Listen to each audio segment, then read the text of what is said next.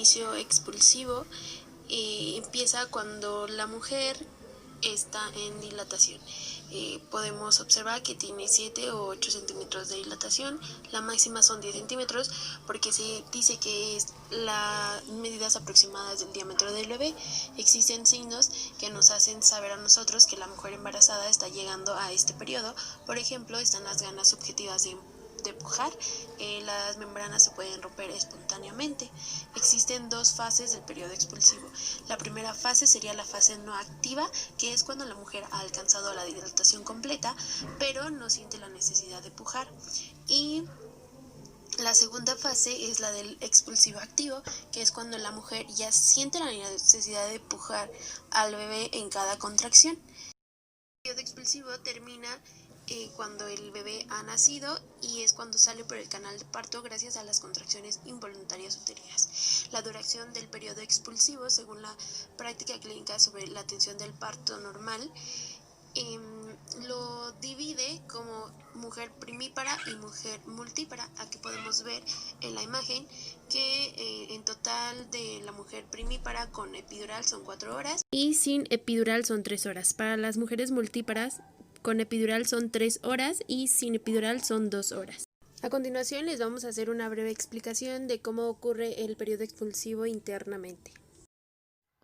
La fase de expulsión es la parte culminante del parto, ya que se trata del nacimiento del bebé, y esta cuenta con 4 fases que son la extensión, la rotación externa o restitución, expulsión de hombros y finalmente la expulsión del resto del cuerpo del bebé.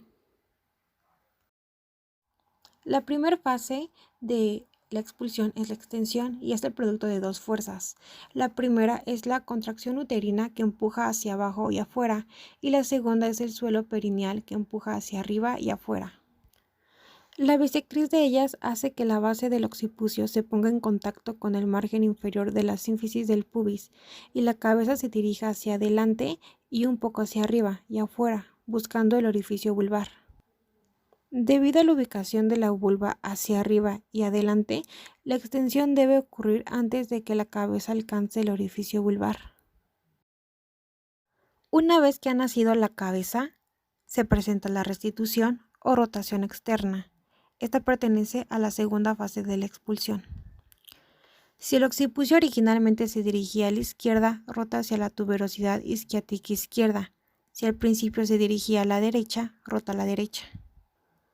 La restitución de la cabeza fetal a la posición oblicua es seguida por la conclusión de la rotación externa hasta la variedad de la posición transversa, un movimiento que se corresponde con la rotación del cuerpo y sirve para llevar su diámetro biacromial en relación con el diámetro anteroposterior del plano de salida de la pelvis.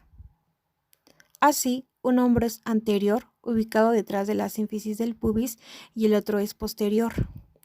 Este movimiento al parecer se lleva a cabo por los mismos factores pélvicos que produjeron la rotación interna de la cabeza fetal.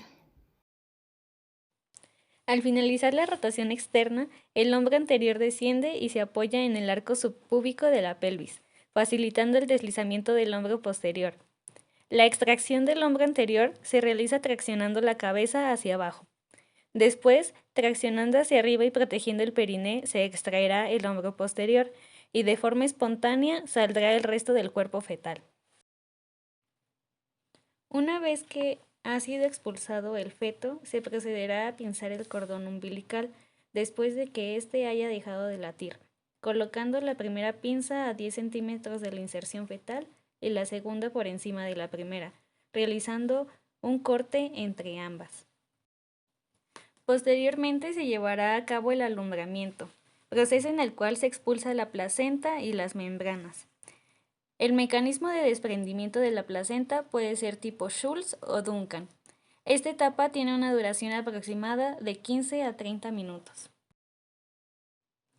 Es importante que al momento del nacimiento se coloque al recién nacido en un lugar seco, aspirar sus secreciones y realizar valoración de Apgar y Silberman, anotando hora de nacimiento y datos de identificación.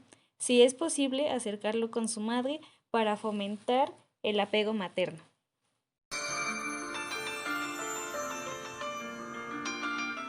Realizar la maniobra de Richten modificada tratando de proteger el periné para disminuir o evitar los desgarros perineales. Vamos a poder observar que primero se va a hacer la extensión del feto, posteriormente la rotación externa, la expulsión de los hombros empezando por el anterior y después el posterior y al finalizar la expulsión del resto del cuerpo.